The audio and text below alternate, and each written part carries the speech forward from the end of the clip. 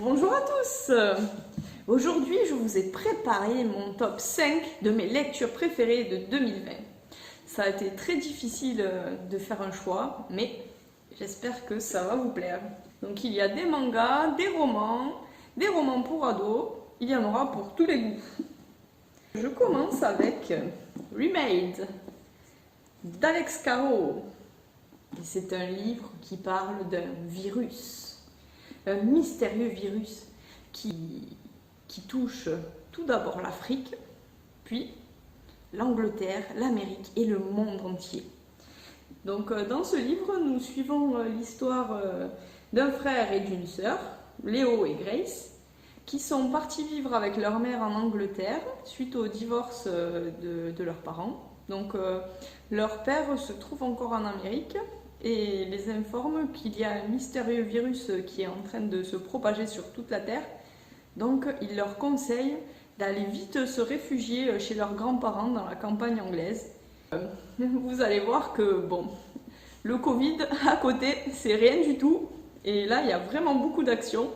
Et il faut avoir le cœur très accroché car certaines scènes sont vraiment dégoûtantes. Donc si tu aimes les livres qui parlent de fin du monde, de virus et des livres pleins de suspense qui ne se lâchent pas, ce livre est pour toi. Donc c'est une trilogie. Comme j'ai adoré le 1, là je suis en train de lire le 2 et c'est encore mieux, il y a encore plus d'action, c'est génial. Voilà. Donc pour ceux qui aiment les livres un peu dans ce style, c'est super. C'est Alex Caro, donc il a fait une autre série qui est vraiment géniale aussi, c'est les Time Riders. Donc c'est l'histoire d'enfants qui voyagent dans le temps à travers les époques. Et il y a plusieurs tomes aussi, super sympa aussi si jamais vous avez l'occasion de le lire. Donc après, je voulais vous présenter un peu de nature writing. Donc je ne sais pas si vous connaissez ce style. Donc c'est un style d'écriture qui vient des États-Unis. Et ce sont des romans où la nature a une grande importance dans le roman, etc. Et c'est souvent des histoires d'aventure. Et donc Indian Creek, c'est le tout premier roman de l'écrivain Pete Fromm qui part un hiver dans les Rocheuses. Donc lui, il est vraiment pas habitué à l'aventure, etc. Et donc Indian Creek, c'est sa toute première aventure parce qu'ensuite il va être Rangers. Donc ça c'est vraiment son tout premier livre d'aventure et c'est vraiment le livre qui lui donne tout cet amour pour la nature qu'il va développer ensuite dans ses romans suivants. J'ai trouvé ça vraiment super parce que en fait au début il ne sait même pas ce qu'est une corde de bois et on lui conseille de se préparer 7 cordes de bois pour survivre à l'hiver là-bas parce qu'en fait il va partir tout seul dans la montagne surveiller les œufs de saumon. Et donc voilà, son rôle c'est de tous les jours veiller à ce que la petite mare où sont les œufs de saumon ne gèle pas. Et donc très vite, il va se rendre compte que son travail ne l'occupe que très peu dans la journée. Et il va donc devoir trouver d'autres activités et c'est comme ça qu'il va adorer la nature. Ensuite, je vais vous présenter des mangas. Donc le premier, c'est un manga du prix Mangawa. Parce qu'à la médiathèque, chaque année, nous organisons un prix de lecture de manga pour les jeunes de 11 à 18 ans, qui est proposé par une librairie qui s'appelle la librairie L'Ange Bleu. Et donc il faut lire une sélection de 15 mangas. Et donc celui-ci fait partie de la sélection 2021. Donc les jeunes vont voter là bientôt en avril pour leur manga préféré. Donc j'ai lu celui-ci qui est vraiment très bien. C'est en 2 tomes. Bon pour l'instant on n'a que le tome 1 mais je pense qu'on va l'acheter si vous nous le demandez. Et puis bien sûr voilà, c'est comme c'est une série finie en 2 tomes, on va sûrement l'acheter. Donc en fait c'est l'histoire de 2 enfants qui se rencontrent en CM1, un garçon et une fille. Et qui toute leur vie en fait ont déménagé. Donc en fait ils Ils deviennent amis parce que justement, ils ont l'habitude de déménager et c'est compliqué pour eux justement de se faire à chaque fois des nouveaux amis, de déménager, etc. Et bon, alors commence une très belle histoire d'amitié entre ces deux enfants. C'est Tataki et Akari, où malheureusement Akari doit déménager à nouveau dans le nord du Japon.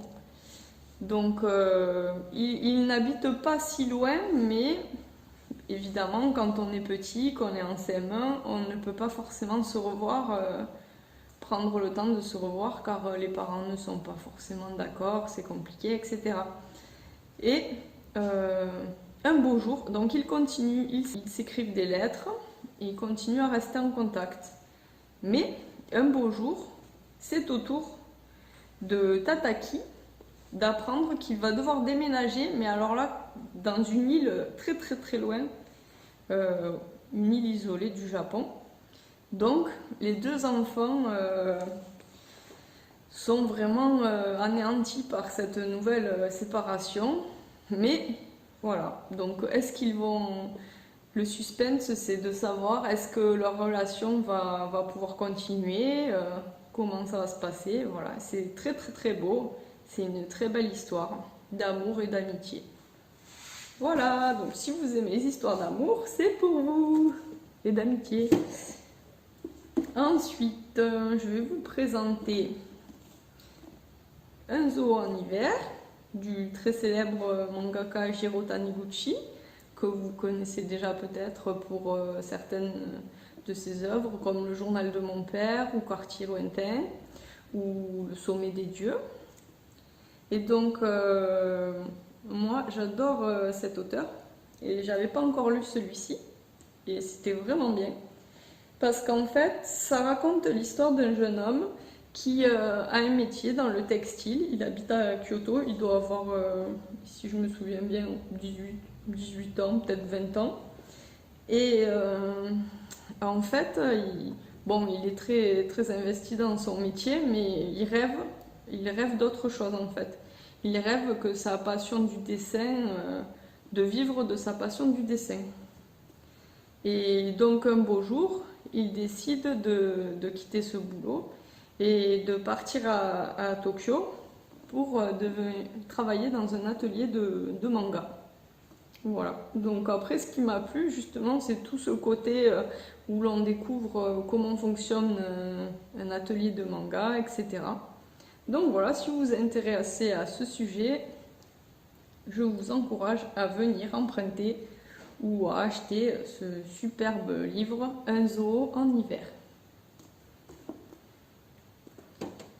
Ensuite, je vais vous parler d'un autre manga que j'ai beaucoup aimé, qui fait aussi partie de la sélection du prix Mangawa, qui s'appelle Sayonara Miniskirt.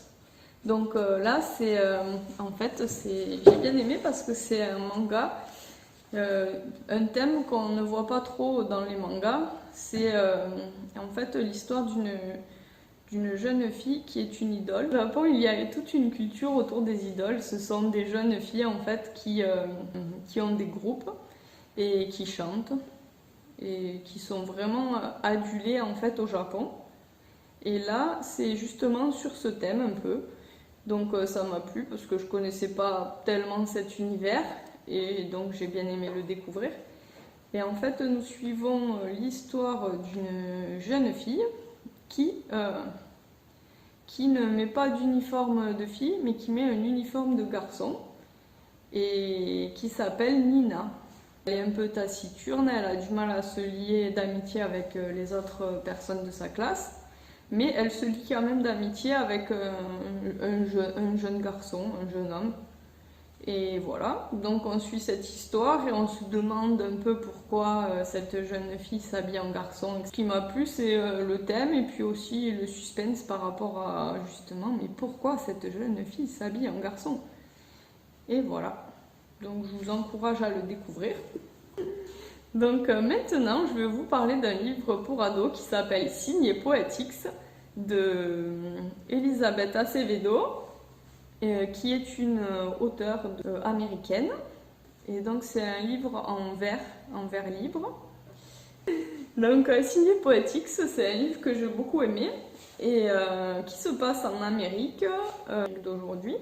Une jeune fille qui a des complexes et qui vit dans une famille où sa mère est très croyante et elle se pose de nombreuses questions sur la religion, sur l'amour, etc. Mais elle ne peut pas en parler au sein de sa famille. Elle a un frère jumeau qui est excellent à l'école. Et puis voilà, elle vit un peu dans l'ombre de ce frère à qui tout réussit. Donc un jour, elle découvre qu'il y a un club de slam dans son école, mais malheureusement, elle ne peut pas y participer parce que ça tombe pendant ses cours de catéchisme. Et donc, pour pas avoir de problème, elle continue à suivre ses cours de catéchisme, même si elle se pose de plus en plus de questions sur la religion. Et bon, son frère voit un peu qu'il y a un malaise, donc il décide de lui offrir un carnet.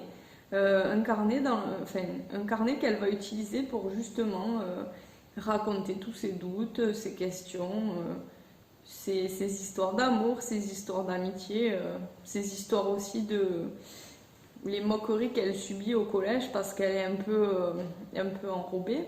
Et donc voilà, ça. En fait, ce qui m'a beaucoup plu, c'est que justement ce livre montre que par l'écriture, justement, on peut se libérer de certains problèmes et aussi se questionner, peut-être reprendre un peu confiance en soi. Voilà, donc ça m'a bien plu et je vous le conseille. Donc je vois que je suis contente parce qu'en plus là, en ce moment, je ne peux pas vous le montrer parce qu'il est emprunté, donc c'est que ça doit aussi vous plaire. Et voilà. C'est bien. Donc voilà, c'est fini. J'espère que ça vous a plu, que vous avez noté plein d'idées de lecture. Et puis bien sûr, moi j'attends les vôtres avec plaisir, vos recommandations. Et surtout, pensez à bien vous abonner à notre chaîne car il y aura d'autres vidéos prochainement. Au revoir, à bientôt.